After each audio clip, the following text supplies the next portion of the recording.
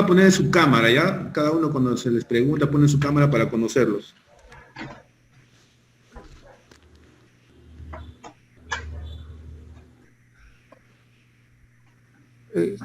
Sí, ¿me puede devolver la pregunta, por favor?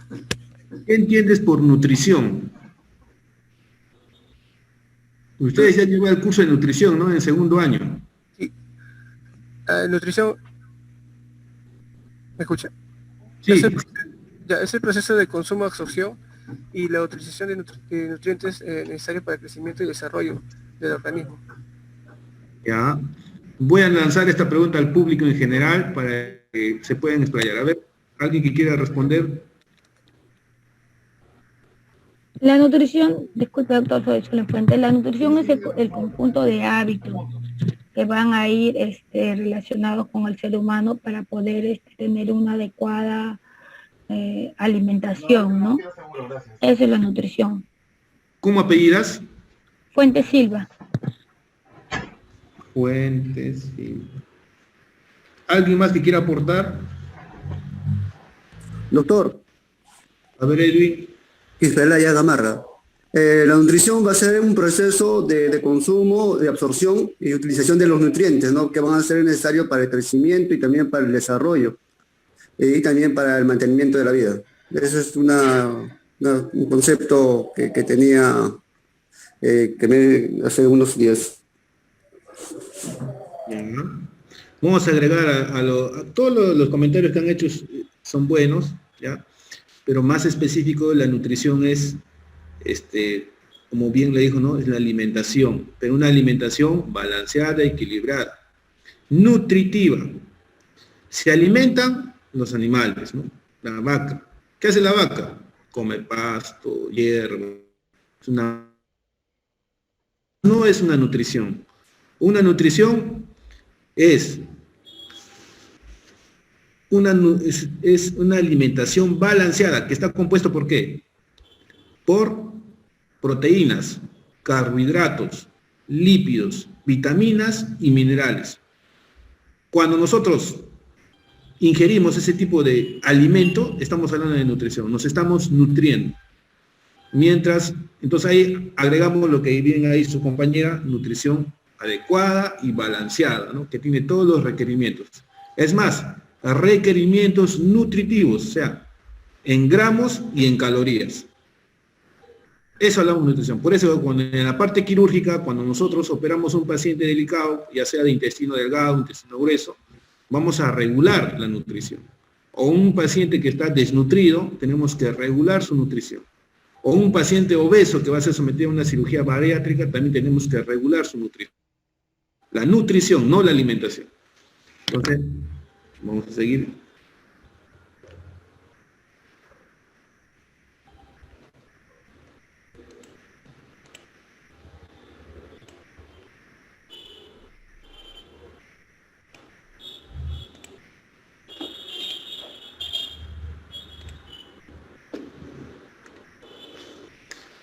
A ver.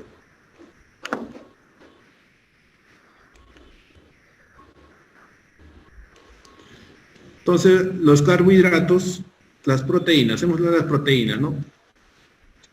A ver, la proteína ustedes saben que la encontramos en la parte muscular del cuerpo, ¿no? Las proteínas que nosotros ingerimos, por lo general, la digestión ya empieza en el estómago, ¿no? En el estómago, en el duodeno, y el 50% ya se está dando en el duodeno. En el ayuno ya se da toda la absorción completa de la digestión de las proteínas. Hay algunos aminoácidos, o sea, las proteínas una vez que se metabolizan van a ser transformadas en aminoácidos. Hay algunos aminoácidos que no sintetizan nuestro cuerpo, que la cual tenemos que nosotros ingerir en los alimentos. ¿Cuánto de kilocalorías me da 1 gramo de carbohidrato? 4 kilocalorías.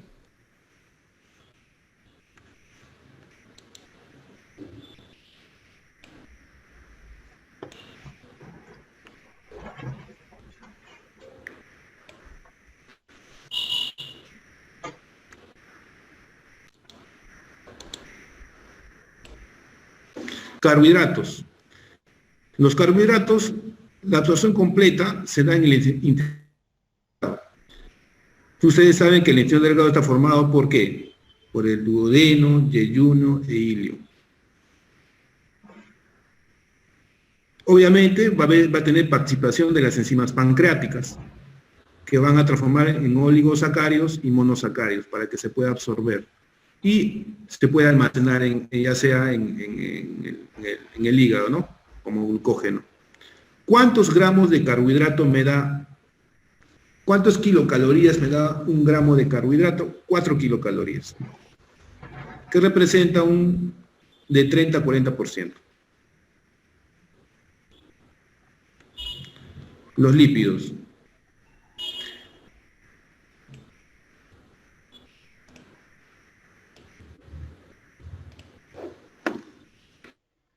Lípidos.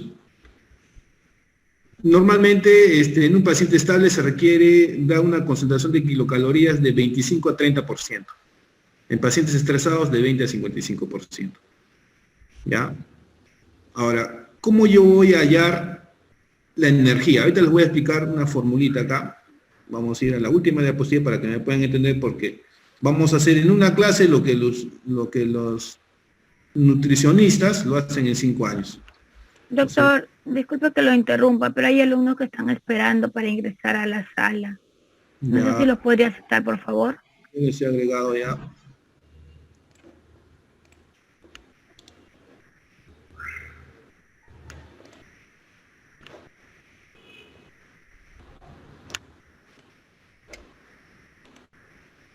Otra cosita, si quieren grabar todos, chicos, la clase, marquen ventanita G, o sea, los dos al mismo tiempo, y va a salir grabar la clase, y ustedes mismos van a poder grabar la clase en su computadora.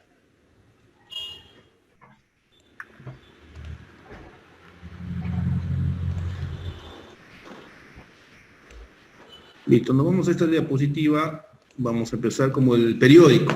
Primero el título y luego el contenido, ¿ya? Entonces, ¿para qué yo voy a hablar de nutrientes? Mira, cuando yo quiero saber, yo te pregunto, ¿cómo te llamas, la que habla último? Silvia, ¿no? Sue.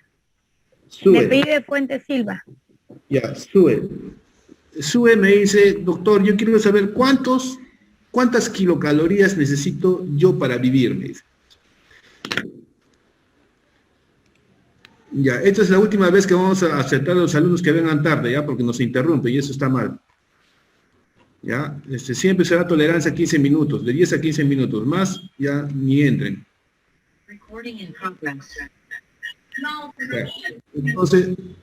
Entonces Sue me pregunta, ¿cuántas kilocalorías yo necesito para vivir? Entonces yo le diré, ¿no? Necesitamos saber tu requerimiento calórico. Ahora, ¿cómo yo calculo el requerimiento calórico? Lo calculo con el gasto energético basal por el factor de estrés y por el factor de actividad. Ahora, estos son los datos que me va a dar siempre para hacer el cálculo, ¿no? El factor de estrés, 1.3, y el factor de actividad, 1.2. De acuerdo a la actividad que realiza. Pero no es lo mismo el factor de actividad en un deportista. Por ejemplo, en Pablo Guerrero, él tiene un factor de actividad, debe tener 1.5, el factor de estrés también aumentado, ¿no? Mientras más estrés haya, más va a ser su valor. Y hay tablitas para calcular eso. ¿Ya? Entonces, ¿cómo yo voy a hallar el gasto energético basal? El gasto energético basal yo lo voy a hallar con la fórmula de Harris-Benedict. Seguramente ustedes ya han visto esta fórmula cuando estaban haciendo nutrición en segundo año. Entonces, la fórmula de Harris-Benedict se utiliza tanto en varones como en mujeres. Cada sexo tiene su fórmula. En este caso, como es para Sue, entonces para una dama, ¿no? Una mujer. 655.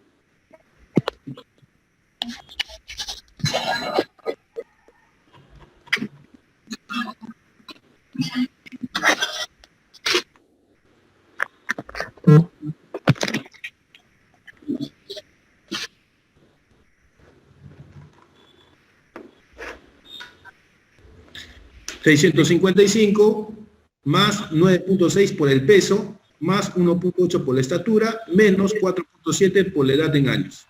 Esa es la fórmula de Harris-Benedict. Una vez que ustedes reemplazan los datos, por ejemplo, yo no sé cuánto pesa, voy a suponer, ¿no?, que SUBE pesa 53 kilogramos y tiene una talla de 1.55. No, doctor, yo peso 51 y mi talla es 1.60. Estamos suponiendo. ¿Ya? Entonces, el gasto energético basal me va a salir 1.320. ¿Ya? Entonces, ahora, este dato de 1.320...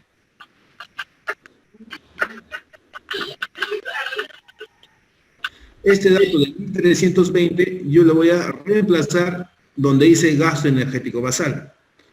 Y voy a calcular el requerimiento calórico que necesita SUBE.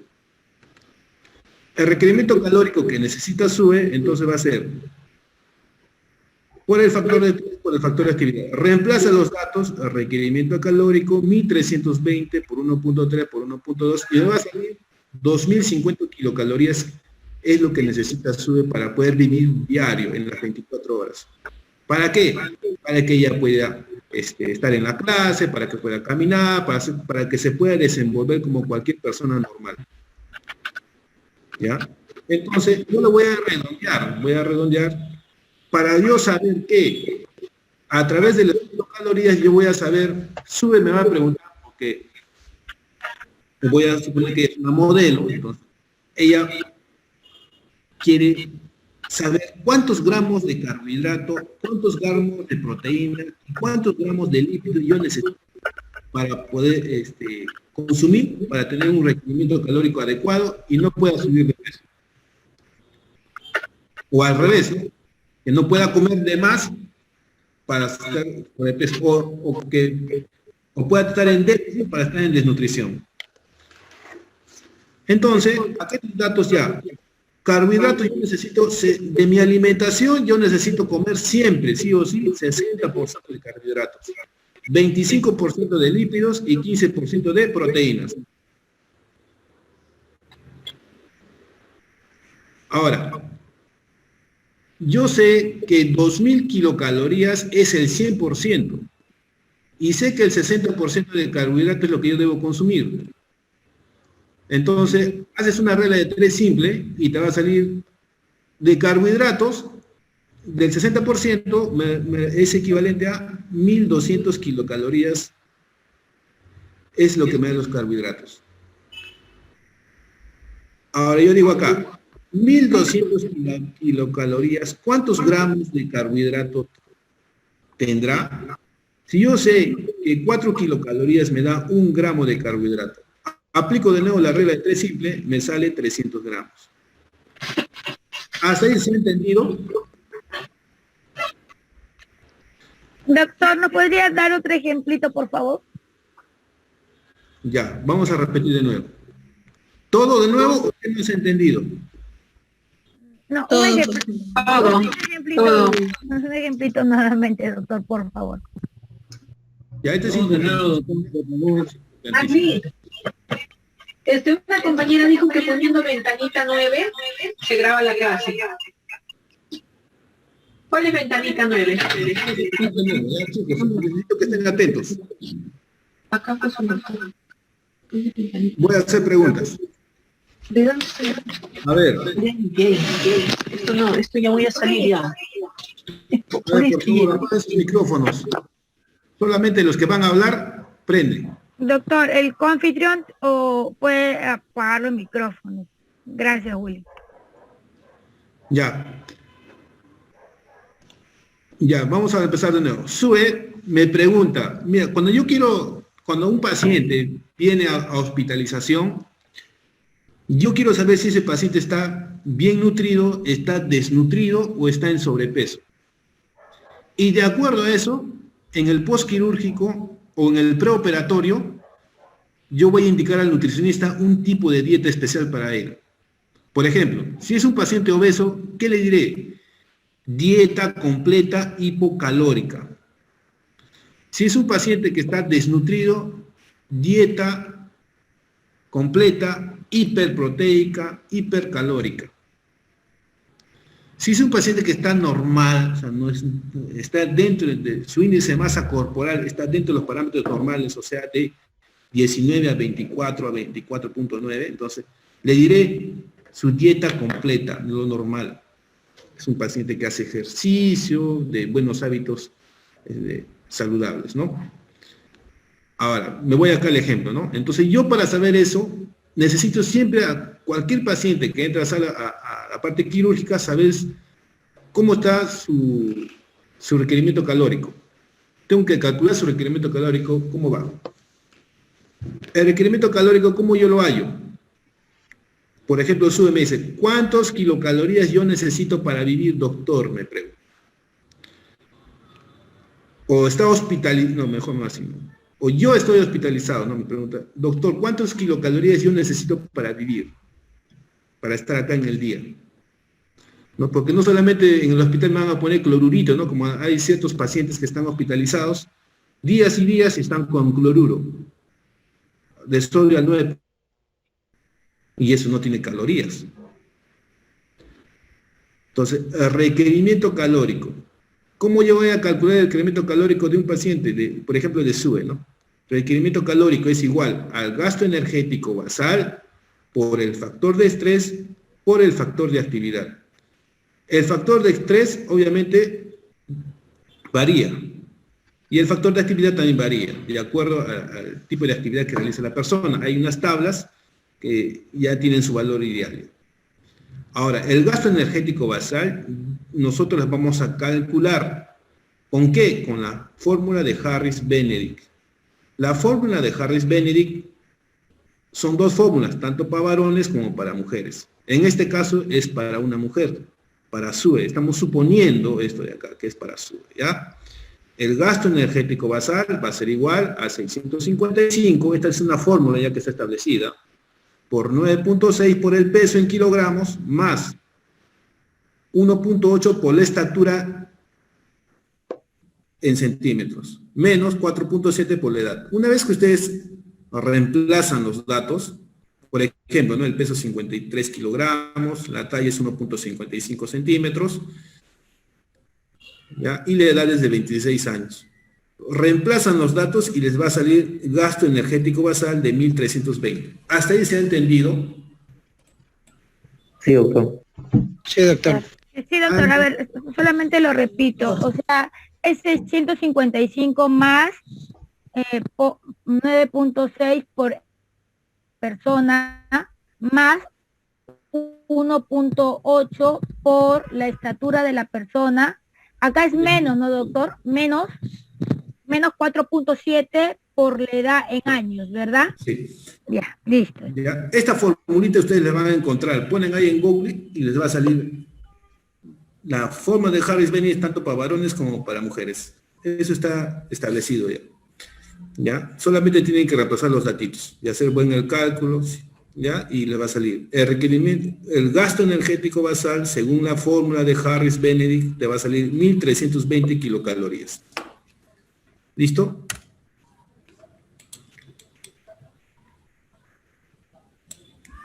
Entonces, reemplazas. Entonces yo diré, el requerimiento calórico que SUBE necesita es el gasto energético basal por el factor de estrés por el factor de actividad. Reemplazo, 1.320 por 1.3 por 1.2. El requerimiento calórico va a ser 2.050 kilocalorías. Eso es lo que necesita SUBE de kilocalorías para vivir, dentro de los parámetros normales, ¿ah?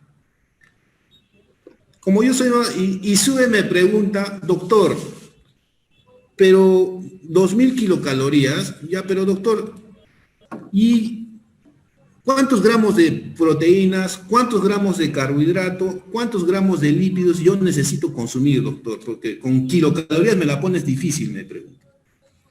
Entonces yo tendré que calcular, bueno. Yo diré, ya, pero tú sabes un dato, por la teoría sabes que de toda tu alimentación que comes a diario, desayuno, almuerzo y cena, dices, de todo eso el 60% debe ser carbohidratos, el 25% debe ser lípidos y el 15% debe ser proteínas. ¿Estamos de acuerdo hasta ahí? Eso según teoría, según estudios, de toda tu alimentación, desayuno, almuerzo y cena. ¿Ya? Entonces, yo voy ahora, a partir de este dato que yo he calculado, que es 2.000 kilocalorías, yo diré 2.000 kilocalorías representa el 100%. ¿Cuántos kilocalorías hay en 60% de carbohidratos? Entonces me va a salir una regla de 3 simple, ¿no? Saben hacer ustedes una regla de 3 simple. X pasa para allá, 60 por 2000 en 300, va a salir 1200 kilocalorías. Ahora, tú sabes, hay un dato que te le he dado en la primera diapositiva donde dice, ¿no? Yo sé que 1 gramo de carbohidratos me da ¿cuántos kilocalorías? 4 kilocalorías. 4. Que 1 gramo de lípidos, ¿cuántos kilocalorías me da? 9. Que 1 gramo de proteínas, ¿cuántos kilocalorías me da? 4. Eso ya es por dato. Eso ustedes ya lo saben, es por teoría. Entonces, calculamos. 4 kilocalorías es un gramo. 1200 kilocalorías, ¿cuántos gramos tiene? Es lo que me está preguntando Sue, ¿no? ¿Cuántos gramos de carbohidrato yo necesito, doctor?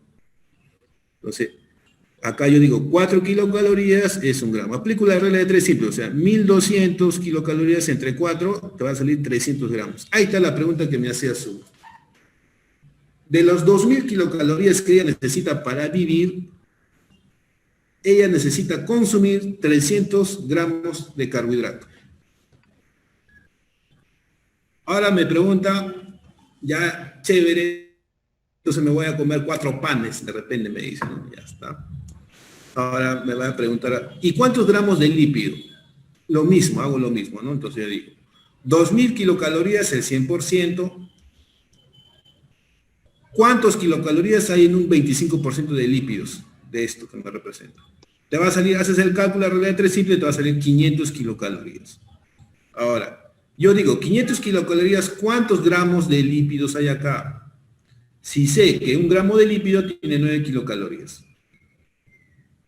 Calculas tu regla de 3 simple y te va a salir 55 gramos de lípidos. ¿Está bien? Me sigue preguntando, ya lo más importante, doctor, yo quiero saber, yo voy al gimnasio y quiero saber cuántas proteínas necesito consumir de mis 200 kilocalorías. Lo mismo, aplico lo mismo, 200 kilocalorías el 100%, ¿cuántos kilocalorías tiene el 15% de proteínas? El 15% y te haces tu regla de 3 simple y te va a salir 300 kilocalorías.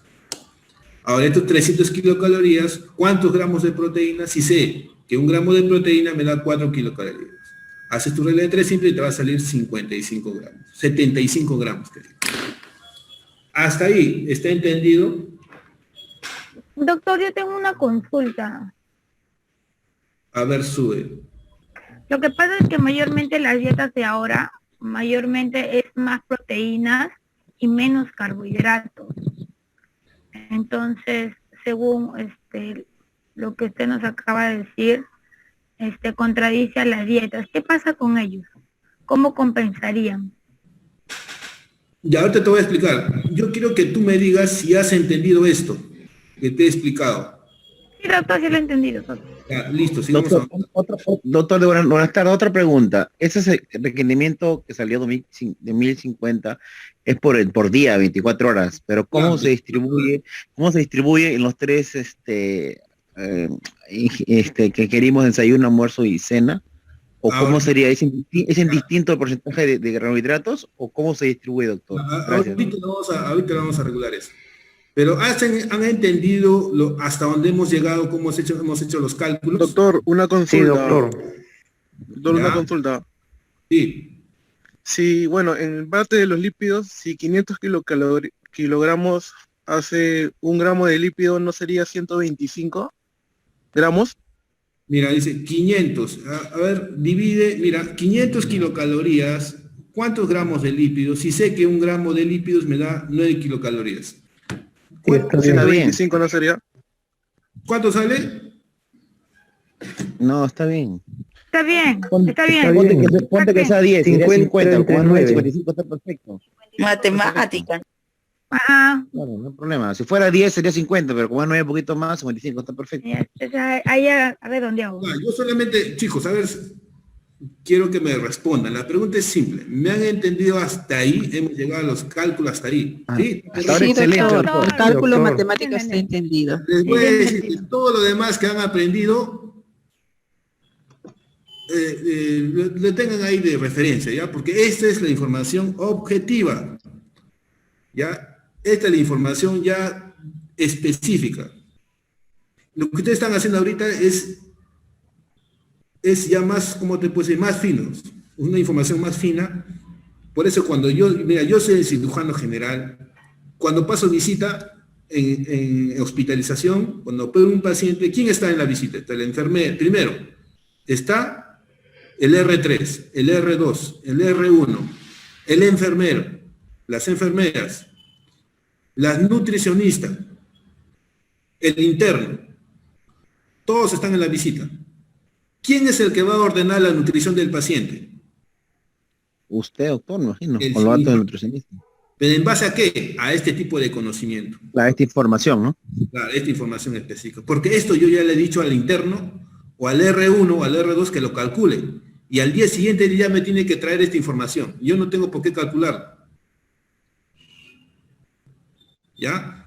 O sea, por eso es importante, estoy yendo como el título del periódico para meterme a la información después, para que me entiendan qué es lo que quiero, a dónde yo quiero llegar primero. Hasta ahí ya me han entendido, ¿no? Como he llegado hasta acá. Recuerda que SUE, mira, he puesto como ejemplo, SUE es un ejemplo de suposición. Que SUE me ha preguntado algo tan simple, doctor, usted me habla de kilocalorías, ¿cuántas kilocalorías yo necesito para vivir? Ya calculé las kilocalorías, ella necesita 2050 kilocalorías. Su segunda pregunta de SUE fue, de esos 2050 kilocalorías, yo cuántos gramos de carbohidratos, cuántos gramos de lípidos y cuántos gramos de proteína necesito para consumir, doctor, diario, para tener un requerimiento calórico ideal y no subir de peso o no irme a la desnutrición. Entonces, para eso hacemos los cálculos, ¿no?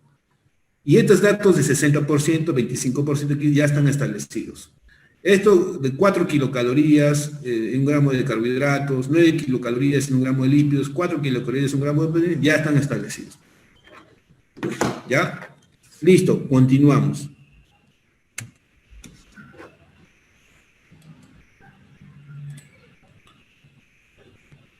Aquí.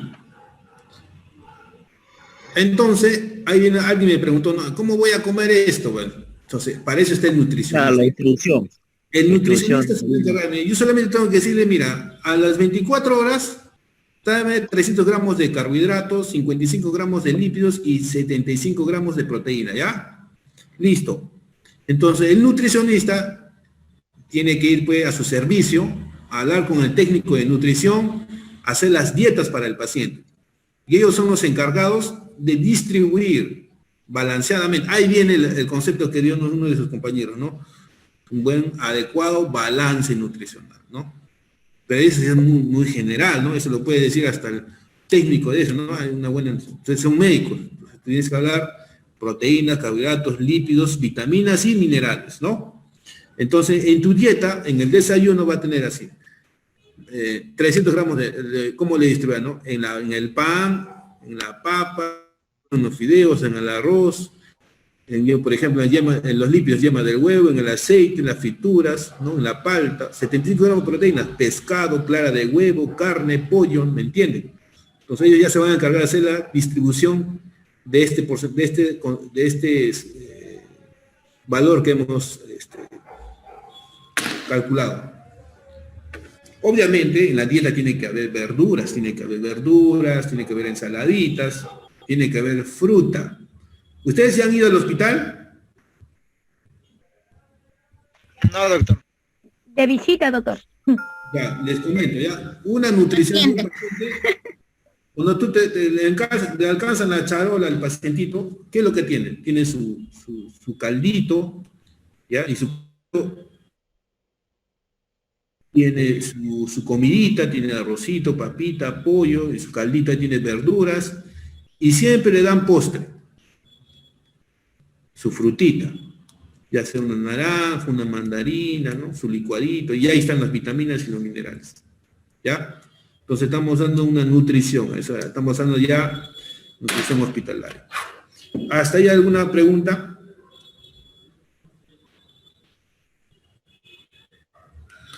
Ya. Listo, No, vamos a doctor.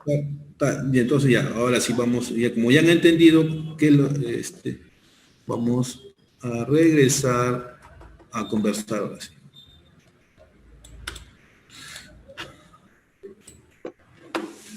Entonces, ya hemos visto que las proteínas hemos hablado un poquito, y esto ya es fisiología, ya ustedes ya lo han llevado en segundo año, carbohidratos, ¿no? Que se absorben en el intestino delgado, ¿no? Que se van a transformar en glucógeno. Si hay mucho estrés, si no están ayunas, se puse la glucogenólisis, neoglucogeno. ¿Cuántos carbohidratos te va a dar? 4 kilocalorías. Los lípidos, igualito, ¿no? Digestión y la absorción depende ya en el intestino delgado, ¿no? De las enzimas pancreáticas, se absorben en el yeyuno, en el ilio, ¿no? ¿Y cuántas kilocalorías te va a dar? 9 kilocalorías. ¿Hasta ahí una pregunta? Doctor, en los hospitales ya está estandarizada la dieta, porque solo colocan dieta completa, dieta blanda. Supone que en la completa es la que usted nos está diciendo, Muy buena pregunta. ¿no? Porque lo que he visto en porcentajes son en los pacientes, por ejemplo, renales, que sí le ponen las kilocalorías, las proteínas. Ya, buena pregunta, ya, buena pregunta ya. No hay nada estandarizado, ¿ya? Cada paciente tiene su tipo de dieta. Obviamente hay dosis, ¿no?, que tenemos que dar de carbohidratos, de lípidos, ¿no? Por ejemplo, te pido, ¿no? Te digo, tú cuando un paciente viene, mira, te voy a contar, viene un pacientito a emergencia por un cuadro de obstrucción intestinal. O ya, lo voy a operar de un cáncer de estómago, ya, más fácil. ¿Ya? Este pacientito viene, pues, ¿no? Ya sé que tiene un cáncer de estómago, le he hecho estudios en el consultorio externo, y le tengo que hospitalizar para operarlo. Pero antes de hospitalizarlo, yo tenía que sacar su índice de masa corporal. El índice de masa corporal me va a determinar si el paciente está en un adecuado peso, está desnutrido o está en sobrepeso.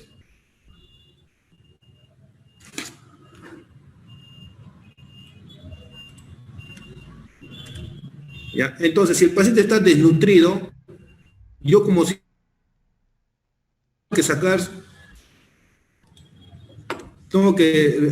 este paciente está desnutrido, entonces, ya sé que está desnutrido, ya sé que tengo que alimentarlo bien a este paciente, tengo que darle suplemento alimentario, ya sea Ensure, ya sea Proteinex, darle proteínas. Ya, seguido, ¿qué tengo que hacer? Sacarle su requerimiento calórico para él. No es un estandarizado, tengo que sacar su requerimiento calórico para el paciente en base a su edad, a su peso y a su talla. Recuerda que hemos sacado su requerimiento calórico de SUE. Es para una sola persona. Cada persona tiene su requerimiento calórico. Obviamente, después de sacar su requerimiento calórico, cada persona sabe cuántos gramos de proteína, cuántos gramos de carbohidrato y cuántos gramos de lípidos le voy a dar al día. No es también hay la dieta hiposódica, pues, ¿no, doctor? O hipocalórica también creo, ¿no? Claro. Si es un paciente que está obeso, le tengo que dar dieta hipocalórica. Si es un paciente que está desnutrido, tengo que dar dieta hiperproteica. O hipertensión hiposódica. ¿Ya? A ver. Listo, continuemos acá. Los requerimientos nutricionales, ya hemos hablado ya. Los carbohidratos, las proteínas. Mira, las proteínas en paciente estable es de 0.8 a 1 gramo por kilogramo de peso. Paciente en estrés de 1.2 a 2 gramos por kilogramo de peso. ¿Cómo hago el requerimiento energético basal? Con la fórmula de Harris-Benedict, ¿no? Que ustedes ya la han visto, ya lo tienen.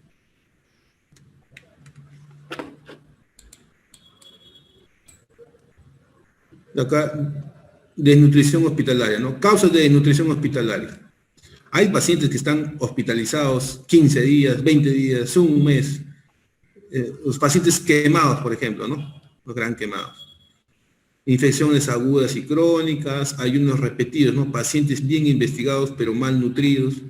Enfermedad de base, ¿no? Uso de infusiones glucosadas, hipocalóricas. Por ejemplo, yo dextrosa, ¿no? Un frasco de dextrosa, le paso 3 dextrosas, pero un frasco de dextrosa de 1 litro tiene 200 gramos de glucosa. Si tú sacas sus calorías, 200 por 4, ¿cuánto sale? 800. 800. 800.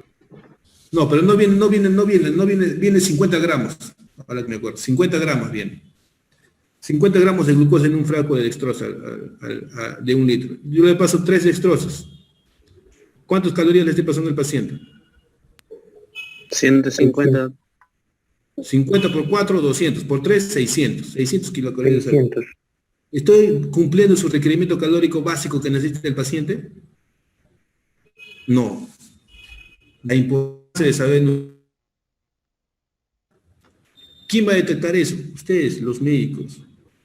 Las nutricionistas, ¿no? La nutrición va a venir, ¿qué dieta ha dejado? Ya, listo, ya, chao, gracias, se va. ¿Bien? Aparte, doctor, creo que el paciente quemado necesita más hidratación, ¿no? Y ahí Ya, creo que va a aumentar. Nutrición, ya, nutrición, no mezclemos.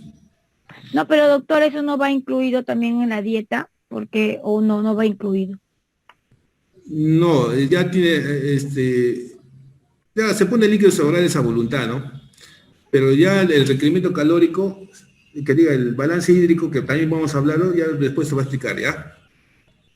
Uso de infusiones glucosadas, falta de valoración de incremento de requerimiento, o sea, mira, falta de valoración del incremento de requerimientos. Retraso en el comienzo de ayuno nutricional. Consecuencias de la desnutrición en un paciente hospitalizado. Mira. Si un paciente está desnutrido, ¿qué es lo que va a causar? Hipoproteinemia. O sea, sus proteínas que él mismo tiene van a bajar. Peor aún si es un paciente desnutrido. Después, los de medicina hacen interconsulta, ¿no? O viceversa, ¿no? Tendencia a edemas. Obviamente, ustedes saben que las proteínas tienen función en el cuerpo, ¿no? Regulan la presión oncótica. Si las proteínas están bajas, el líquido que está en los vasos van a salir al espacio intersticial. Y ahí se producen los famosos edemas. Pero lo que nos interesa a nosotros, ¿no? Cicatrización deficiente de heridas. Dehiscencia de suturas, dehiscencia de anastomosis. Entonces, por eso es la importancia. Yo tengo que nutrir a ese paciente que llega a emergencia, que voy a hacer una cirugía mayor, que voy a hacer anastomosis intestinal. No puedo entrar a sala y operarlo así.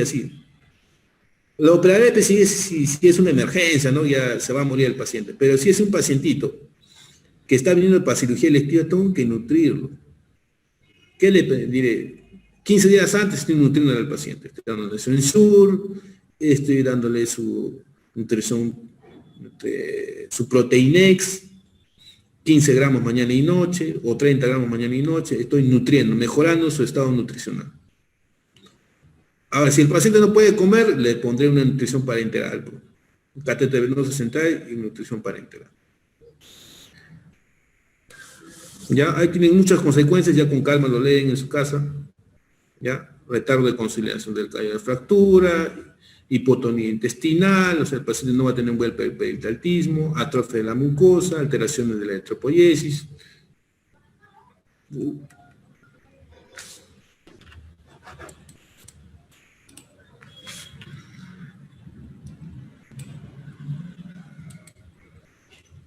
Metabolismo intermedio. Metabolismo intermedio en el ayuno y en la injuria, ¿no? En condiciones normales, la proteína corporal se mantiene constante debido a un equilibrio dinámico entre la síntesis y la degradación proteica. Sí y solo sí consume la cantidad de proteínas que necesita para vivir. Si la degradación proteica es mayor que la síntesis, la proteína corporal disminuye progresivamente. La pérdida es mayor del 5%, ¿no? Va a haber deterioro funcional a nivel muscular, visceral, inmunológico y etc.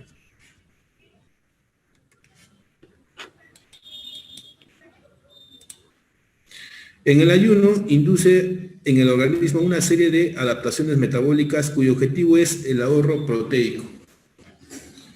La disminución del gasto energético, combustión energética alternativos, el menor requerimiento de glucosa disminuye la necesidad de neoglucogénesis y por lo tanto la degradación proteica para prever aminoácidos precursores. ¿Qué entienden ahí?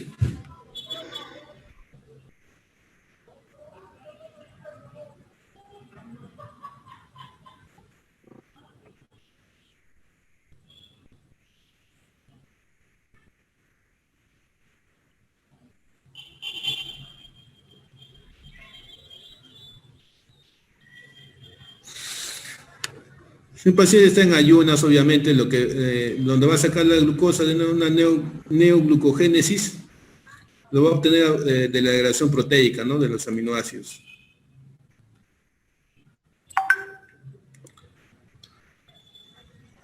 La respuesta metabólica de la injuria e infección se caracteriza por cambios hormonales y metabólicos cuyos objetivos son diferentes en distintos momentos. En la fase inicial, recuperar las funciones vitales. Posteriormente, movilizar energía y sustratos para sostener una respuesta inflamatoria, una función inmunológica y una reparación tisular. Ahí tenemos, ¿no? Por ejemplo, en el ayuno, por ejemplo, ¿qué es lo que va a pasar? Mira, en el ayuno la proteólisis va a estar disminuida. La neoglucogénesis va a estar aumentada. ¿Qué es neoglucogénesis? Obtención de glucosa a partir de Cualquiera de carbohidratos. Cualquiera menos carbohidratos. ¿Ya? ¿Qué más? Lipólisis va a estar aumentada, ¿no? Si está en ayuno, el paciente no está comiendo.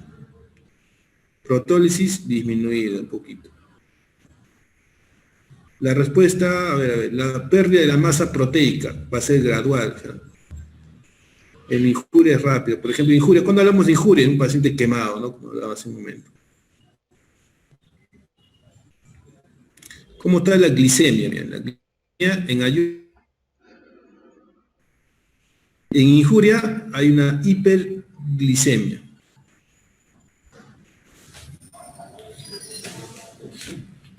¿Por qué va en la injuria? La injuria, mira, lo vamos en la neoglucogénesis, ¿ah? Aumentada en ayunos, y en injuria muy aumentada. Por eso los pacientes,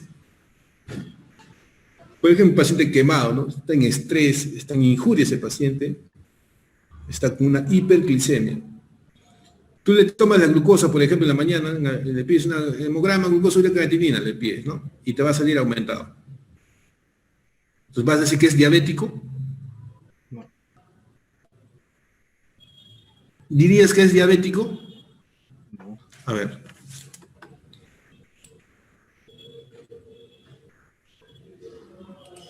Doctor, una consulta. ¿Por qué mecanismo sube la glucosa en injuria? Y también en trauma, si es que la injuria es por trauma, ¿no debería bajar la glucosa? No, porque está en estrés, pues, porque catabolismo. En estrés, cuando hay proceso, se activa toda la adrenalina, todo el mecanismo catalítico. Cuando el paciente da tranquilidad, anabolismo. Cuando el paciente está en peligro, catabolismo. ¿Injuria qué es? Peligro. El organismo se activa, la adrenalina, todo eso se activa, una cascada hormonal y hace que esté así, aumentado. Ya. Entonces un paciente que, digamos, es como les comentaba, ¿no? Un postoperado, una cirugía que ha durado 12 horas, ¿no? El otro día, por ejemplo, estaba en el hospital del niño, ya operamos una derivación biliodigestiva, la cirugía duró 8 horas. ¿Cómo crees que va a estar su glucosa de ese paciente en la noche? Va a estar aumentada por la injuria que ha tenido. Ahora, si tú no sabes nutrición, vas a ir, le vas a pedir glucosa, va a salir aumentada, vas a decir que es diabético. Y le vas a poner un diagnóstico malo, ¿no? Diabetes. Ya, balance nitrogenado. Los ingresos menos los egresos. Ya, con eso se calcula la proteína, ¿no? Que se ingresa, ¿no? Ya es un manejo nutricional, ya. Valoración nutricional, lo que hemos comentado, ¿no? ¿Cómo yo voy a valorar la nutrición de un paciente, ¿no? Proceso mediante el cual se determina en el paciente indicadores o variables que en su conjunto brindan información sobre su composición corporal y el estado nutricional, permitiendo hacer un diagnóstico sobre el tipo y grado y mala nutrición. también permite medir el efecto de intervención terapéutica. Entonces,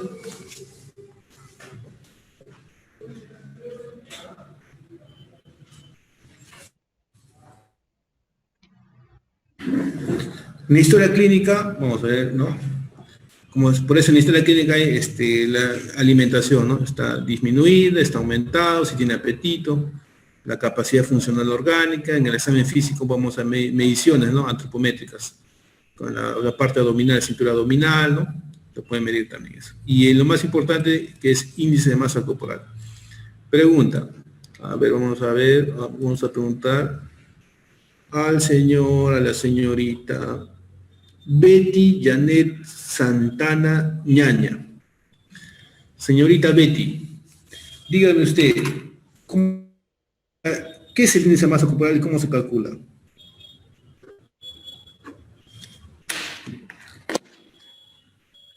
Primero, ¿está presente?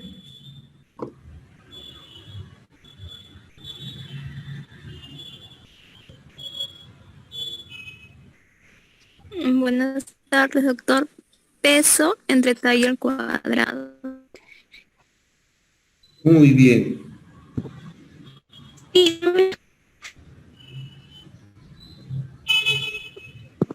Buenas tardes. Muy bien, ya continuemos.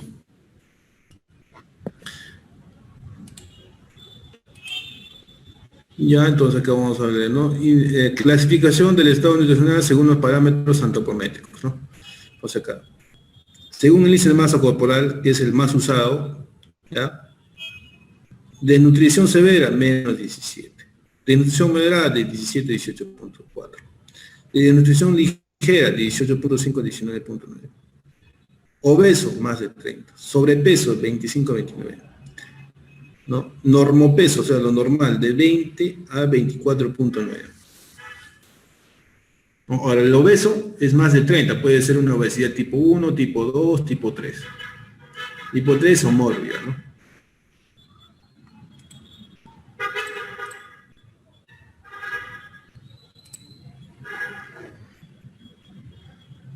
La tabla de régimen calórico proteico. Acá vamos a hablar de el estado nutricional, igualito, ¿no? Ahora, mira acá. Mira, me pregunto, digamos, supongamos yo ya estoy con el peso adecuado, yo digo ya, ¿cuántos gramos de proteína debo consumir? Ya en la diapositiva anterior decía 1 gramo por kilogramo de peso, ¿no? 1 gramo por kilogramo de peso. Supongamos un desnutrido moderado, está con su índice de masa corporal en 19, ¿no? 1.2 a 1.5 kilogramos. Viene un paciente desnutrido, severo, menos de 17, un tuberculoso. Entonces, ¿qué le daría? Una dieta hiperproteica. ¿No? Entonces, la nutricionista ya está escuchando y tú dirás, te pones ahí, ¿no? Kilogramos de peso. Tengo que aumentar su requerimiento proteico.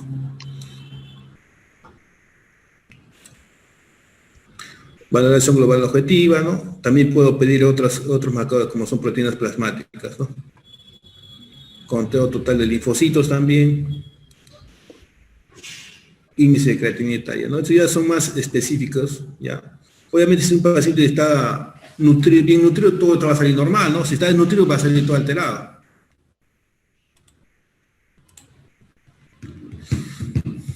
Doctor, disculpe que le interrumpa, pero eso del índice de masa corporal es relativo porque también van a entrar a tallar los factores como el tema de la edad, pues en los adolescentes es diferente, igual que en los gestantes y en el adulto mayor.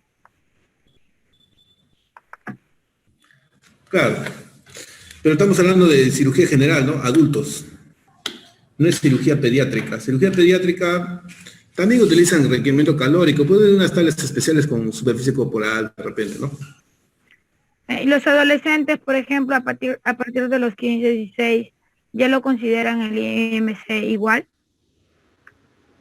Sí, sí. Ahora último que he estado en un congreso de cirugía bariátrica, hablaban de cirugía adolescente y hablaban normal de índice de masa corporal.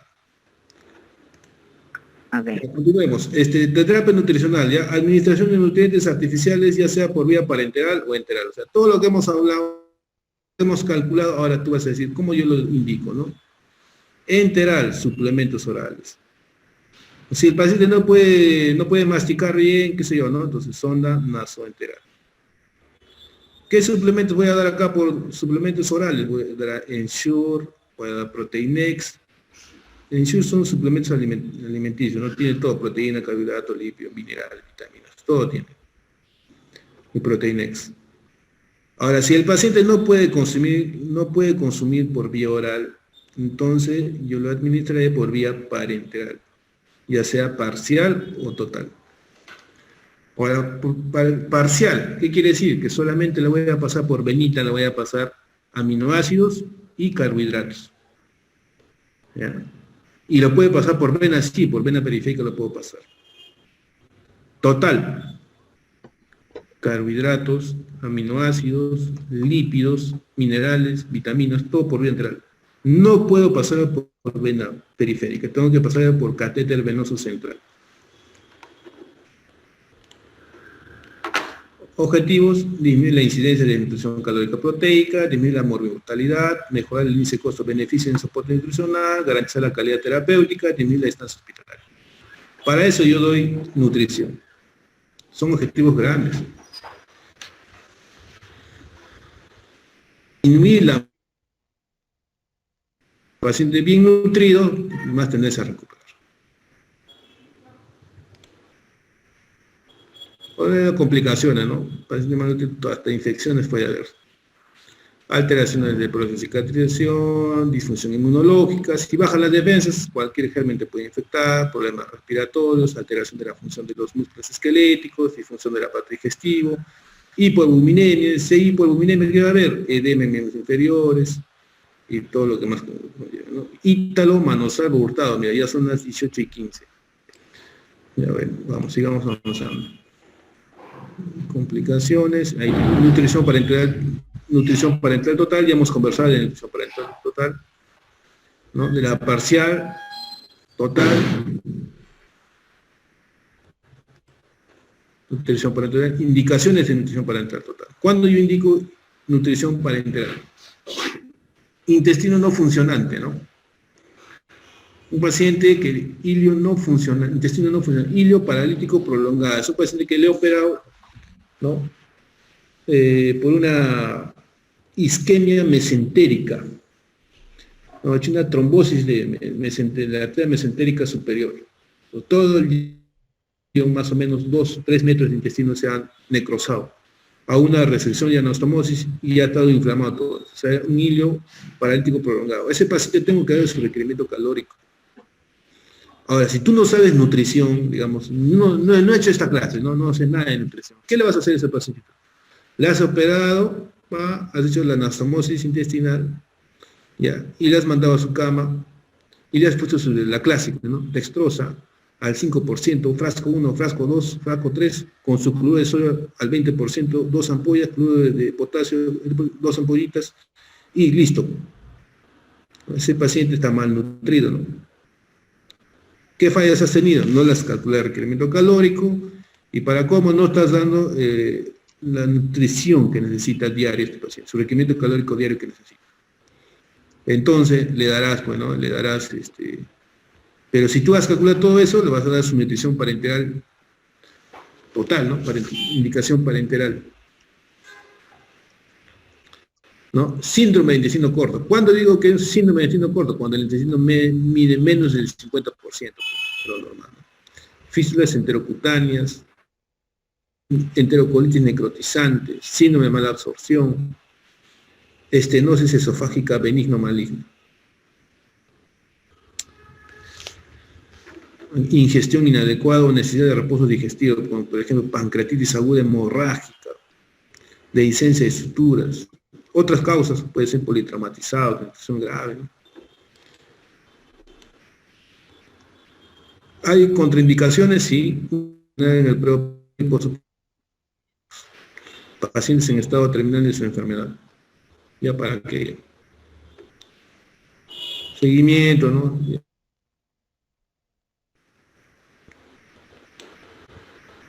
Nutrición enteral, lo que ya hemos hablado hace un momento. ¿Hasta ahí alguna pregunta? Estos ya los cálculos que hemos hecho ya, los cálculos más a fondo. Listo. ¿Alguna pregunta?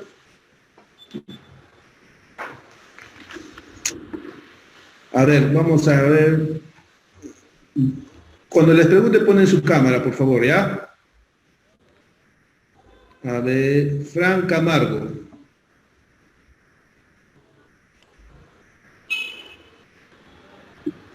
Sí, profesor, buenas noches. A ver, no te veo.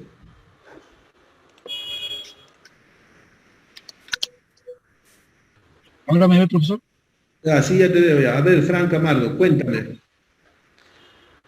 Solo te voy a hacer una preguntita. ¿Qué es nutrición? Nutrición es es un estudio para encontrar la cantidad adecuada de los alimentos que tengan el balance adecuado entre carbohidratos, proteínas y lípidos que uno debe consumir en el día.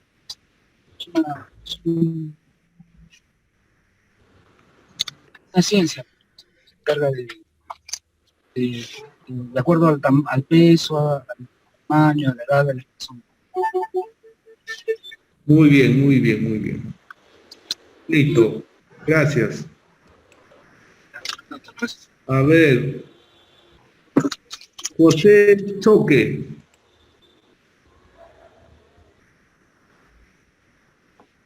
José Choque. Sí, doctor. Buenas noches. A ver, Josecito, quiero verte. Doctor, no tengo cámara. Ahorita. Pero, dígame. Lo escucho, doctor. ¿Qué vitaminas conoces? Bueno, en realidad las vitaminas, doctor, al hablar de vitaminas, pues hay una clasificación, ¿no? Dentro de las que son las liposolubles y las hidrosolubles. Aquellas que se puedan absorber fácilmente y el cuerpo lo elimina según la demanda, son las vitaminas hidrosolubles. Dentro de ellas está la vitamina de complejo B, de la B1 hasta la B12, y la vitamina C. Y la vitamina de liposolubles, dentro de ellas está la A, D, E y la K. Queda, ¿no? Queda. Sí, doctor. Muy bien, ahí está. Estás en todas. Listo, doctor. Ya, gracias. A ver. Lourdes García Briceño.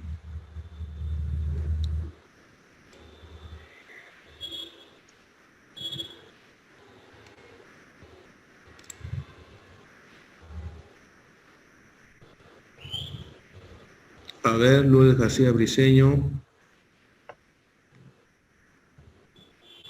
¿Está o no está? Doctor, ¿también les puede dar la opción de que puedan escribir? Sí.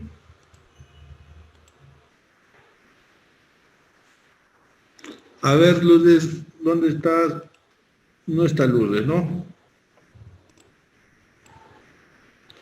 Ya, entonces, vamos a preguntar a Mari Condeso Collazos.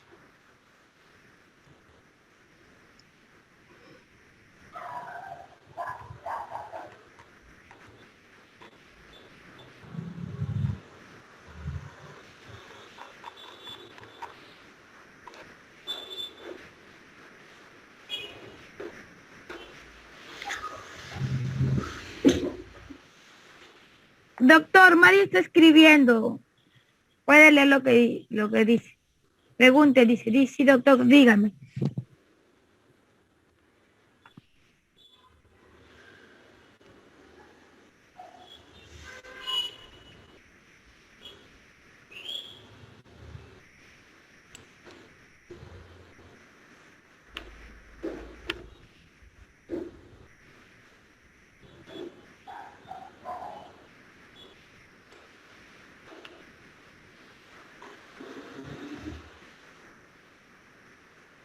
Cervelline Barrios Brian.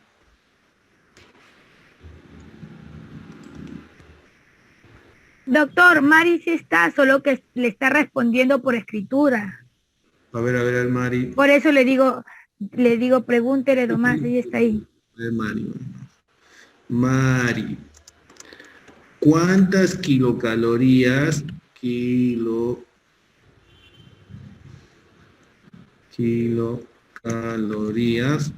te da 1 gramo de lípidos? Listo. Vamos. Mari.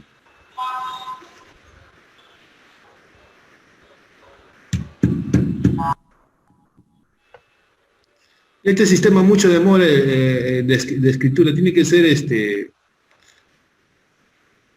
al toque nomás, ¿ya? Hernández. Un gramo de lípidos, ¿cuántas kilocalorías te da?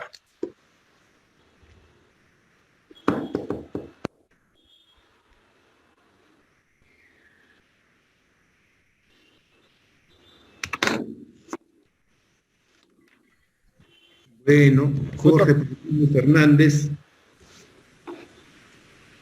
Doctor, buenas noches. ¿No tienes cámara tampoco? Un minuto, por favor, doctor. Bien, doctor. ¿Cuántos kilocalorías te da 1 gramo de lípidos? 9, doctor. ¿Y de proteínas? 4. ¿Y carbohidratos? 4 también, doctor. Muy bien, muy bien. ¿Cómo yo calculo el gasto energético basal? El gasto energético basal.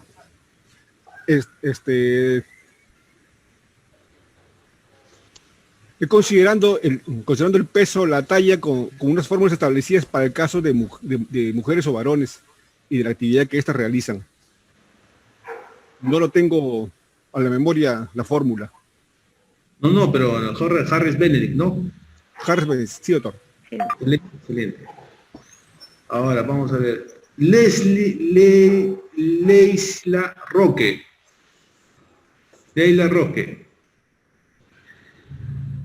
A ver, Leila Roque. Doctor, buenas noches. Buenas tardes. Buenas noches. Buenas tardes. Cuéntame, Leila Roque, si mi paciente no puede consumir alimentos por vía oral, ¿cómo le voy a administrar su requerimiento nutricional? Por vía parenteral. Muy bien. Póngase atento a la clase. Vamos a dejar ahí, vamos a tener un receso de 5 minutos para empezar otra clase, ¿ya? ¿Alguna pregunta hasta ahí?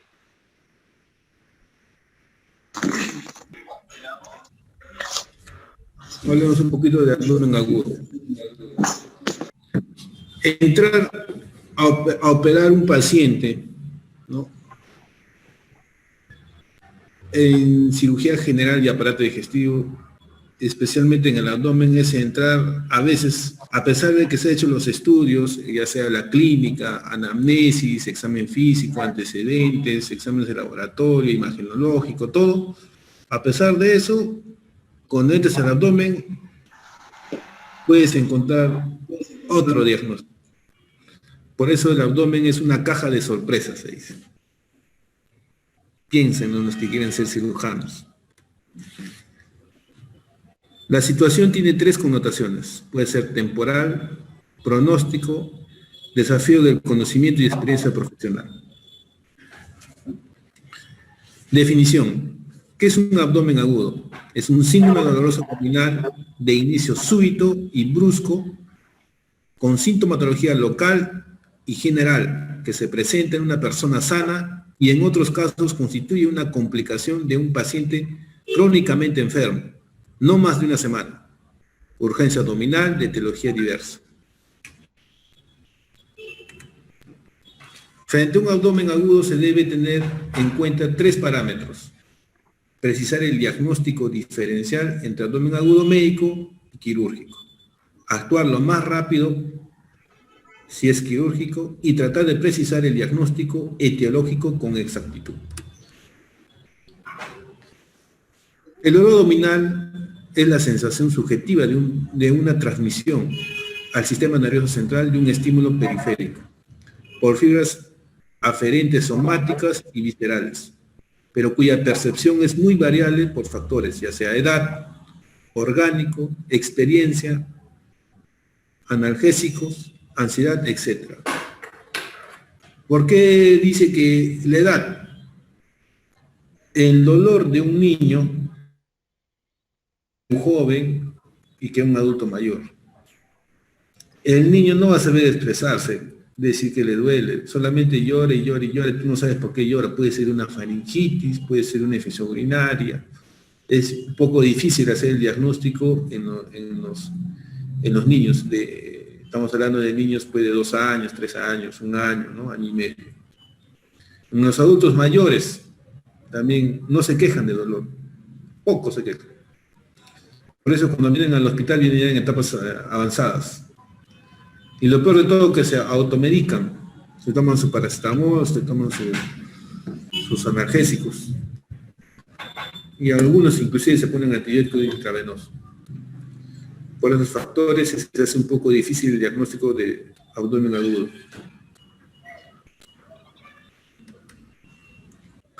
Tipos de dolor abdominal, puede ser parietal o somático. Se precisa en el sitio correspondiente al sector afectado, alterando la tensión de los músculos de la pared abdominal. Contractura, típico, ¿no? Los dos de McBurney. Es llevado por fibras cerebroespinales del peritoneo parietal y el mesenterio, ¿no? Constante. Puede ser constante, estable y localizado. Ese es el dolor somático. ¿No? Un ejemplo, en un dolor somático, por ejemplo, un paciente que se va a operar de apendicitis. Primerito tiene un dolor visceral. Es un dolor que aparece a nivel del epigastrio, ¿no? La boca del estómago, de tipo sordo, ¿no? Le causa un malestar y que luego de 6 a 8 horas se localiza en fosa ilíaca derecha. Entonces, ahí ya estamos hablando de un dolor somático, porque está localizado, porque ha irritado el parietal, ¿no? El peritoneo, ¿no? Entonces, como dice ahí bien claro, ¿qué dice? Alterando la tensión de los músculos de la pared abdominal, contractura. Si estamos hablando de una apendicitis aguda complicada con peritonitis, o sea, hay pus en cavidad abdominal, este pus está irritando todo el peritoneo, por lo tanto hay una contractura de la pared abdominal. Y cuando tú vas al examen físico y dices, está contracturado, ya esa es una peritonitis, abdomen agudo quirúrgico complicado. Tipo de punto de McBurney, el tipo de McBurney es el punto, es un signo de diagnóstico de apendicitis aguda. Es llevado por fibras cerebroespinales del peritoneo parietal y el mesenterio, ¿no? Localizado. Visceral. Se origina por tracción de mesos, ¿no? Distensión o espasmos de un órgano, compromiso mucoso o por transmisión mediante nervios autónomos y de allí a las raíces posteriores de la médula. Como es bilateral, se siente en la línea media el dolor inicial de la apendicitis. Calambres, retortijón, paroxisma relacionado con peristalsis, gases, pobre localización.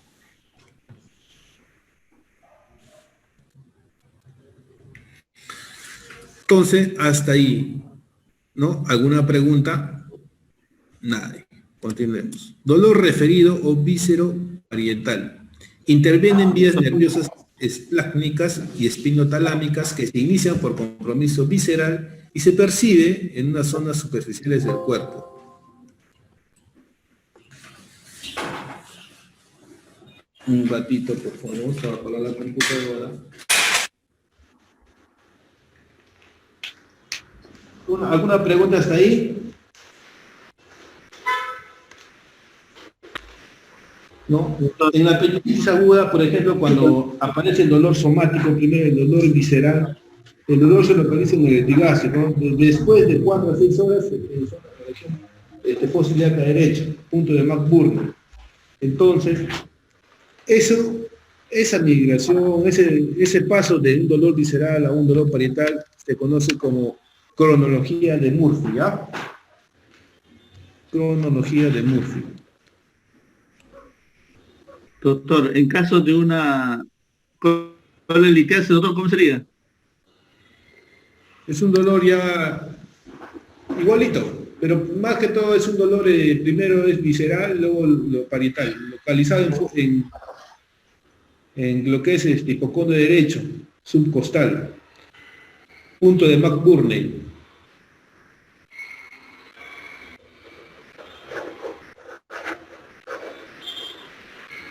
También McBurney es vesícula para colitiasis, doctor.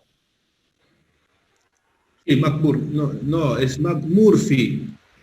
Murphy, sí. Y es para colelitiasis. Sí, ese es para colestitis aguda. Referido o víscero parietal, ¿no? Interviene en vías nerviosas esplácnicas y espinotalámicas que se inician por compromiso visceral y se perciben en unas zonas superficiales del cuerpo cuya inervación somática parte del mismo segmento medular. El signo de Kerr, por ejemplo, ¿no? A ver, por ejemplo, ¿no? Paciente de dolor visceral, víscero parietal, ¿no? Por ejemplo, a ver. El dolor de una colecitis aguda. El dolor se irradia hacia el hombro. Me duele acá, te agarra la parte, pero también me duele el hombro, se va hacia el hombro, ¿no? Referido. Abdomen agudo médico. Todo paciente que llega a emergencia, antes de yo operar a un paciente, primero descarto que sea un abdomen agudo médico. ¿Y qué le voy a descartar? A ver, que no sea una pancreatitis, que no sea un cólico renal, que no sea una infección urinaria, que no sea una parasitosis, que no sea una diarrea, que no sea un infarto cardíaco, que no sea una neumonía de bases,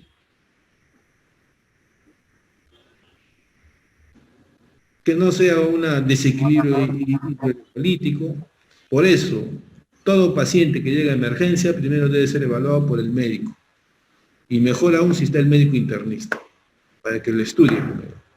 Y una vez que ha descartado todas las patologías que pueden causar un abdomen agudo médico, en base a la anamnesis en la clínica y antecedentes, hacer la interconsulta de cirugía general para que evalúe si es un abdomen agudo quirúrgico y diagnostique qué tipo de procedimiento, qué tipo de etiología es esto, ¿no? A causa del abdomen agudo.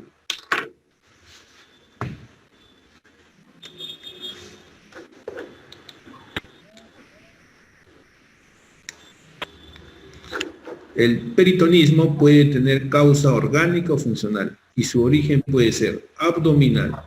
Ejemplo, un hematoma del músculo anterior del abdomen, desgarro de los músculos oblicuos, adenitis mesentérica, hepatitis, abscesos hepáticos, ¿no? Abscesos, retención urinaria, todo. Origen del peritonismo. Puede ser extraabdominal y puede ser sistémico. Extraabdominal, por ejemplo, ¿no? Dolor abdominal agudo, ¿no? Herpes, el herpes zóster. Afecciones pleurales, pulmonares, infarto agudo de miocardio, pericarditis, aneurisma, todo lo que ya les he comentado. Sistémico, ¿no? Sistémico, ¿no? A ver. Hiperlipidemia, intoxicación por plomo,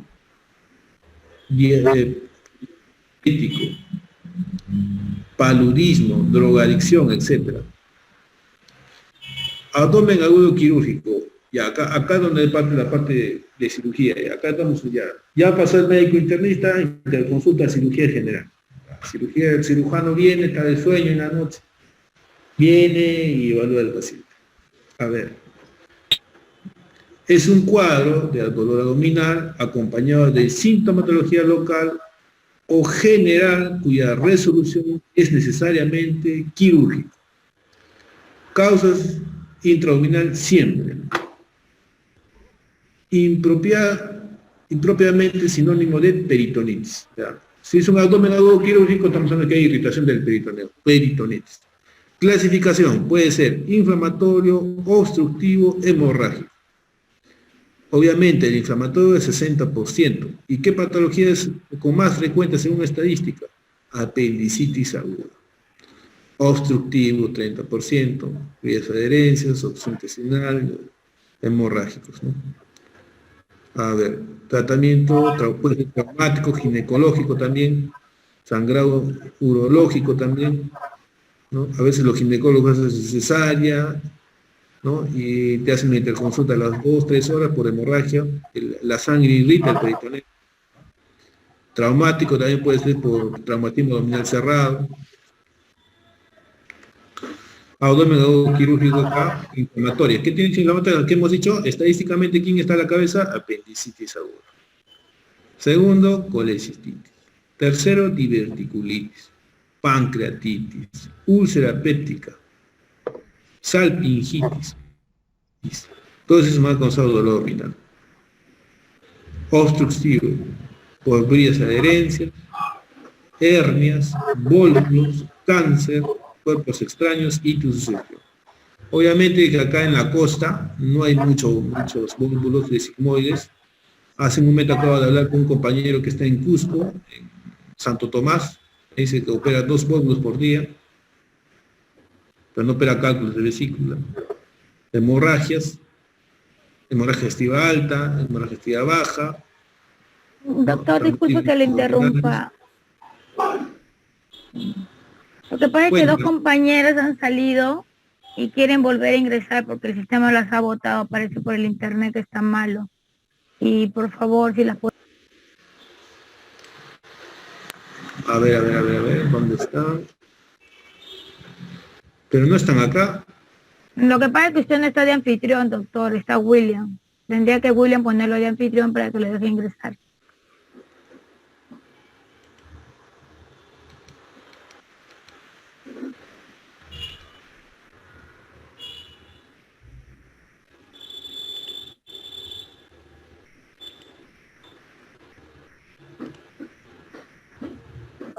Doctor, ¿puedes seguir con la clase? William, hazlos entrar los chicos.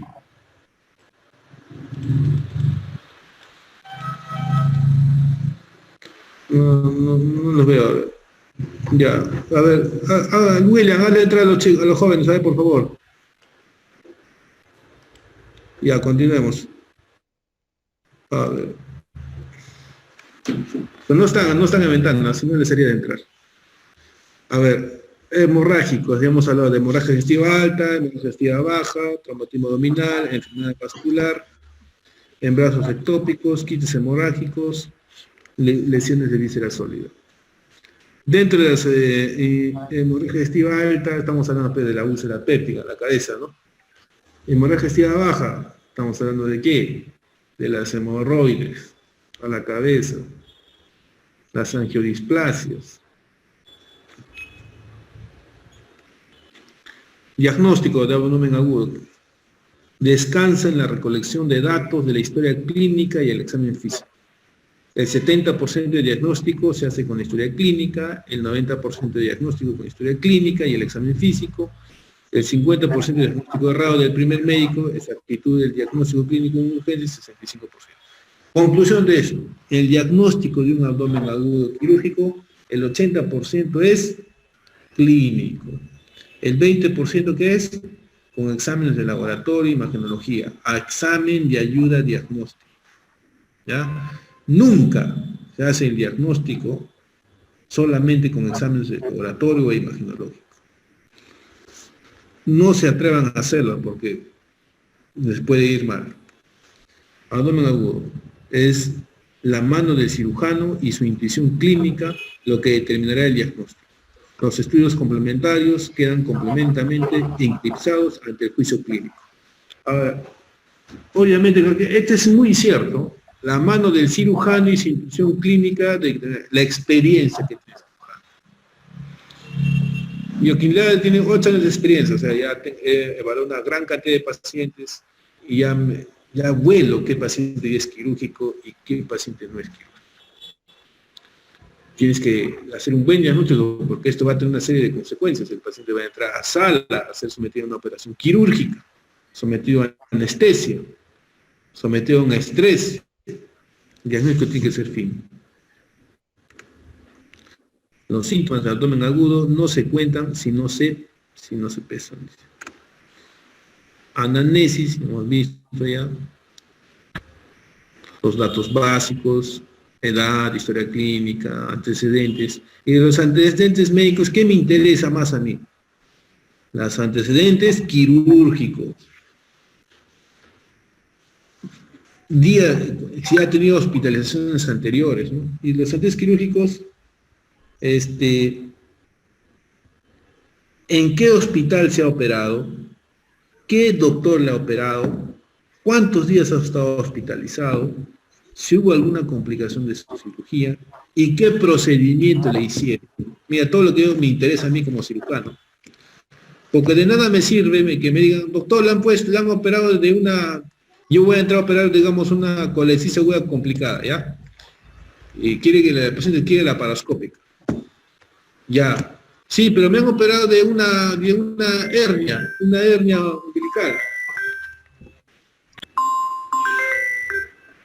Aló, buenas noches.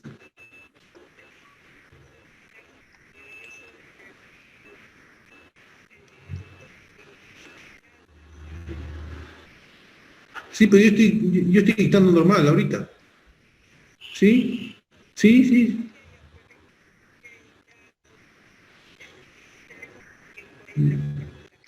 Ya, listo, muchas gracias.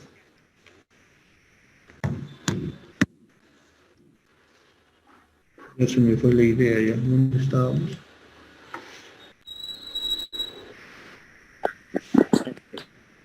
A la paroscopía que tenía una... Claro. Ya, entonces, ¿no? Yo quiero la paroscopía, ya, te voy a pegar la paroscopía. Sin embargo, tiene una cicatriz grande en la línea media, que se va supraumbilical. Y le pregunto, ¿dónde te has operado? No sé. ¿Te han puesto malla? No sé. ¿Alguna complicación en sala de operaciones has tenido? No sabe nada. Entonces, como que son muy importantes esos datos para el procedimiento que vas a realizar. Entonces, como no sé nada, si le han puesto malla, qué sé yo, depende de una mallaza, entonces mejor le hago abiertita, un cortecito, una jocha, claro. Cambia mi actitud del tratamiento que yo voy a dar. La importancia del antecedente quirúrgico. ¿Ya?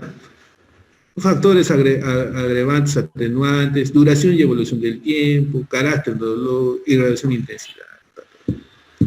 Localización, ¿no?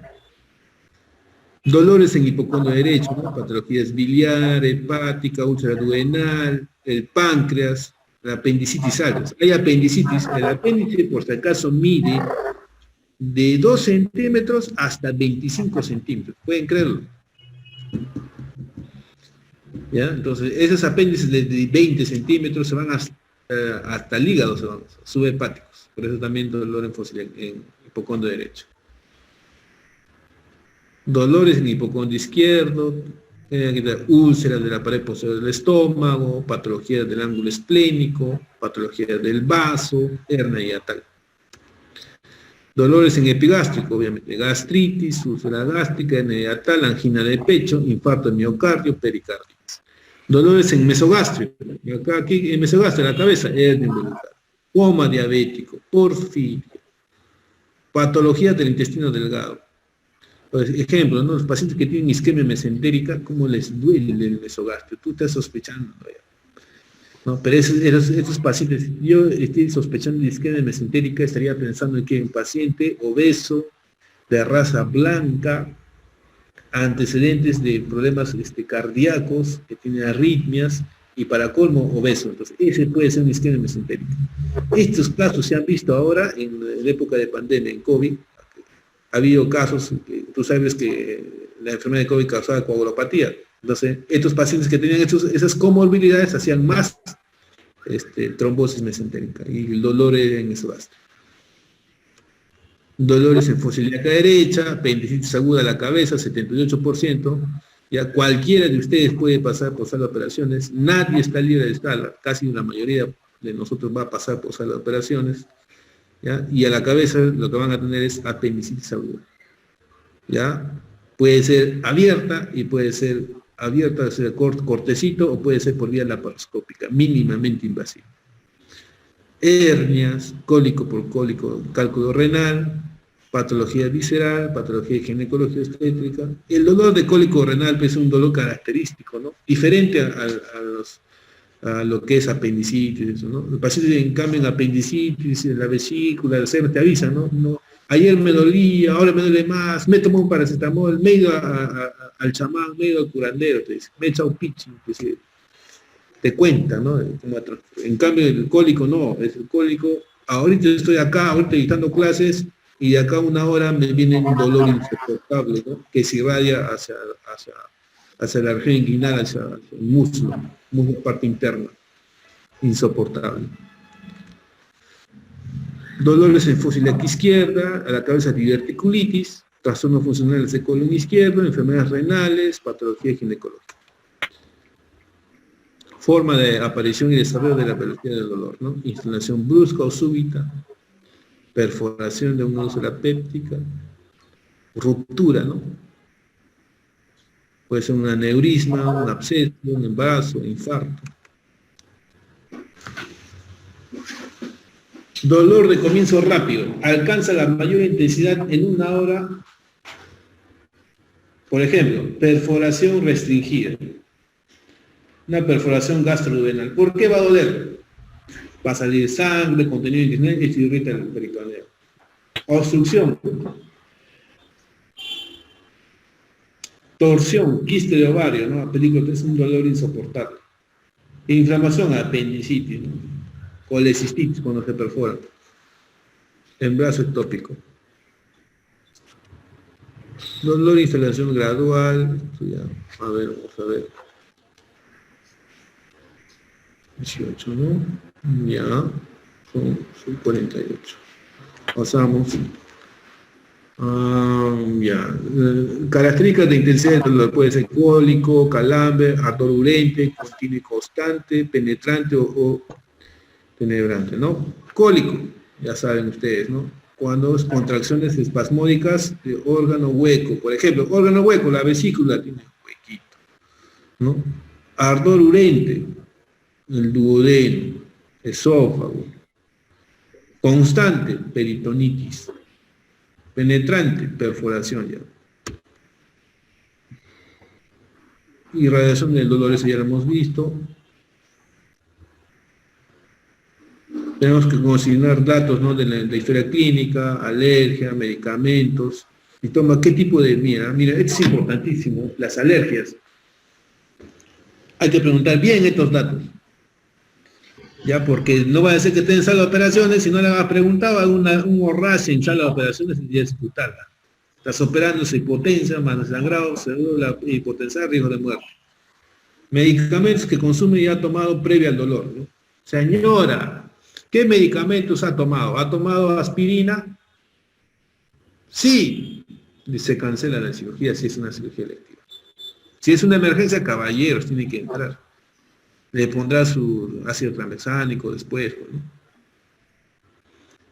Si consume algún hipoglicemiante, si es diabético. Lo importante es, a veces te dicen, ¿consume usted alguna enfermedad? No, no tengo ninguna. ¿Algún medicamento tomo? Tomo metformina, tomo glibenclamida, tomo amiodarona, así te comento después. Importante preguntar los medicamentos. Enfermedades previas, ¿no? Ya les comenté, si es diabético. Última comida, ¿no? Si ha comido, digamos, tengo que operar ahorita tengo que operar. Y ha comido hace una hora, no le voy a operar, se va a aspirar ese paciente. Tendré que esperar 2 horas, 3 horas y hacer un lavado gástrico, ¿no? Si es una emergencia. Si no es una emergencia, caballeros, ayuna 12 horas, de 8 a 12 horas. 8 a 12 horas. Ya, examen físico, la inspección, auscultación, palpación, percusión. Exámenes auxiliares, lo que se necesita, ¿no? Hemograma, glucosa, creatinina, examen de orina, serológicos, hepatitis, VIH, sífilis, examen de orina, una radiografía de tórax, un EKG, interconsulta de cardiología, interconsulta de neumología, ¿no? Todo eso es lo que tenemos que pedir. Acá están los exámenes. ¿No? Si estoy pensando en perforación intestinal o pancreatitis, pedir amilasa, ¿no? Para ver.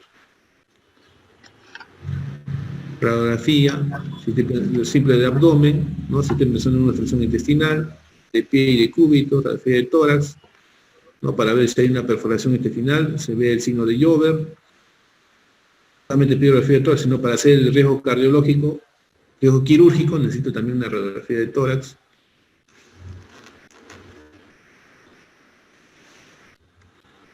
Tomografía computarizada en pacientes, por ejemplo, que tienen difícil diagnóstico, por ejemplo, un plastoma petincular o una obstrucción intestinal, ¿no? Un traumatismo abdominal cerrado.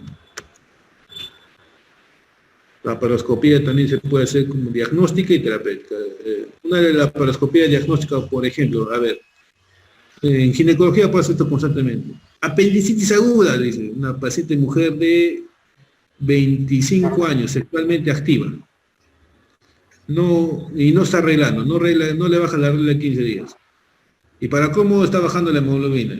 Pero el ginecólogo ha puesto en su interconsulta que no es ginecológico.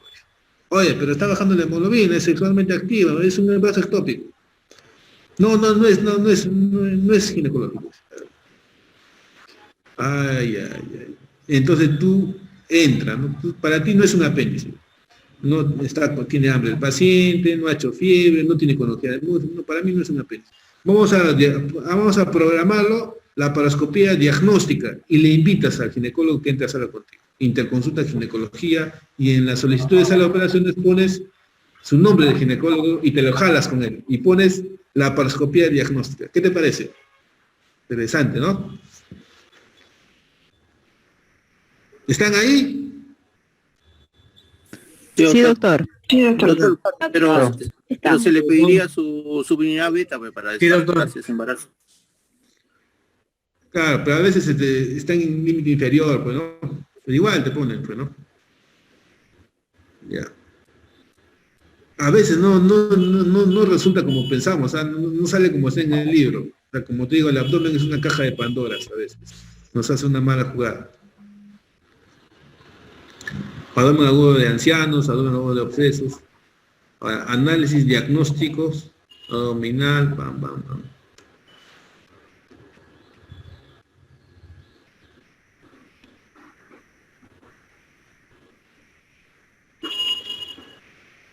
Manejo. Precisar si existe shock, qué tipo, ¿no? Reanimación, siempre tenemos que reanimar a un paciente. Paciente, por ejemplo, con obstrucción intestinal. Paciente ha vomitado, ¿no? Vómitos constantes, ¿no? Entonces está con una alteración electrolítica, entonces tienes que reanimar. Monitorizar al paciente, control seriado de funciones vitales, examen físico. Si es un paciente que va a requerir, digamos, pasar de sangre, hay que poner de repente un catéter venoso central, ¿no? Colocación de sonda nasogástrica, colocación de sonda de Foley, especialmente en los pacientes que vamos a hacer la laparoscopía, o va a demorar mucho la cirugía. En pacientes traumatizados, ¿no? No administrar analgésicos o espasmolíticos antes de hacer el diagnóstico, ¿no? Si no tengo el diagnóstico, no debo poner analgésicos. Por eso cuando viene el paciente rápidamente se activa. Hemograma, luz de examen físico, hago el diagnóstico inmediatamente. No tengo por qué esperar un diagnóstico de 2 horas. Rápido, tengo que hacer el diagnóstico. Y una vez que el diagnóstico, iniciar tratamiento analgésico, ¿no? Porque es lo que hay que calmar al paciente. Plantea el diagnóstico, plan terapéutico, antibióticos. En caso de duda, operar. ¿Quién dice? Lejars, aunque no se conozca la etiología exacta. Importante eso. En caso de duda, operar. Porque si no operas, se puede estar complicando. Y si operas, y no es, no le pasa nada al paciente, ¿no? Pero por lo general, pues el cirujano no va a programar algo que no está seguro, pues, ¿no? Ya estamos pensando que es quirúrgico, hay que trazar. Así es. ¿Alguna pregunta, chicos? Profesor, pero a veces, digamos, yo tengo un paciente con sintomatología de apendicitis aguda, abro y me encuentro pues con un Crohn o me encuentro con una TBC de colon. ¿Qué me hago? No, pero ahí la sintomatología es distinta, pues. Entonces, Apendicitis no se puede confundir. La misma, exactamente la misma. Esos son los casos bonitos. Esos son los casos bonitos.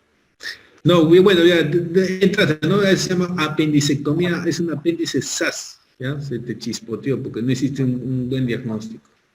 ¿Ya? Entonces, porque la enfermedad de Crohn, pues no es que la apendicitis es un abdomen agudo.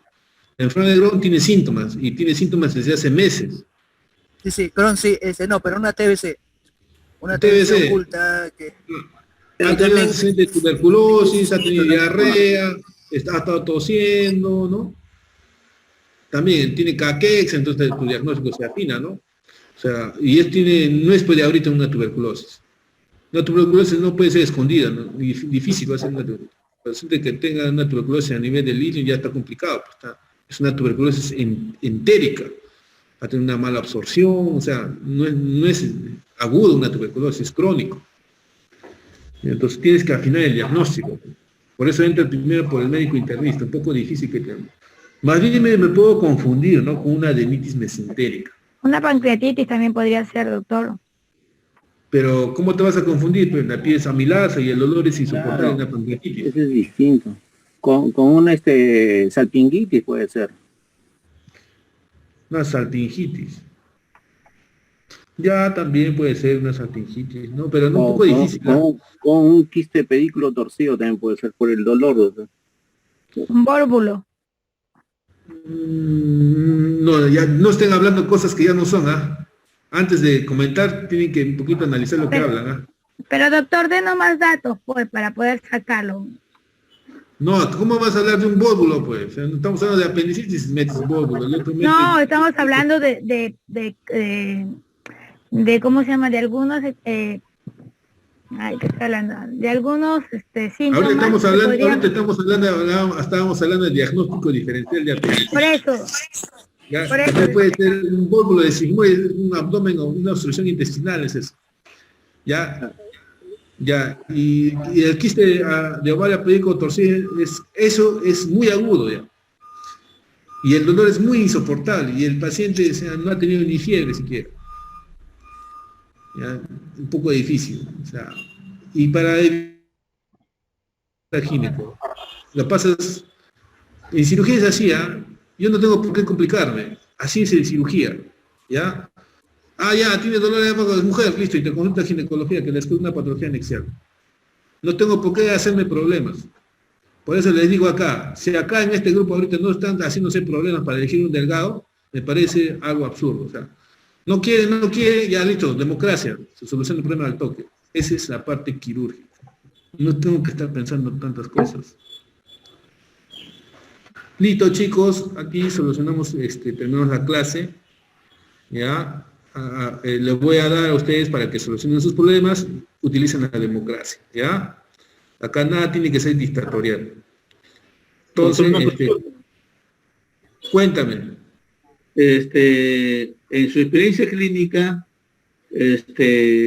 ¿cuántas veces de emergencia le han enviado como abdomen, como un cuadro de apendicitis o un abdomen agudo, ¿no? Como la paratomía exploratoria, pero al ingresar a la sala de operaciones se encuentra que es un embarazo, ¿no? Embarazo. Nunca me ha pasado toda, gracias a Dios. Siempre los evalúo bien, los hago su beta-HCG, les diagnostico bien. Y cuando tengo esa duda, entro como ginecólogo, de la mano. Nosotros, los cirujanos, a diferencia de los médicos internistas, mira, para que uno sea médico, sea cirujano tiene que ser médico internista, tiene que ser radiólogo, tiene que ser todo, porque ese tiene más compromiso legal, tiene que prenderse las antenitas. ¿Ya? Si yo estoy viendo que está difícil el diagnóstico, y una vez que el ginecólogo me ha dicho que no es por parte ginecológica, y yo estoy pensando que sí es, ya pues, pero es quirúrgico el abdomen, ya, tiene que entrar, entra a sala, pero entra conmigo, el ginecólogo. ¿Ya? Y si no quiere entrar, a una junta médica, y me lo llevo conmigo. ¿Ya? ¿Y por qué estoy haciendo eso? Porque tengo criterio médico, ¿no? Como cualquier otro especialista, pero de mi rama, que me parece que es esto. Y por el bienestar del paciente, debe de entrar a acompañar conmigo. Está trabajando, ¿no? Está del guardia.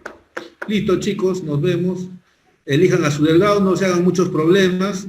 Igual van a ser evaluados. Acá no hay...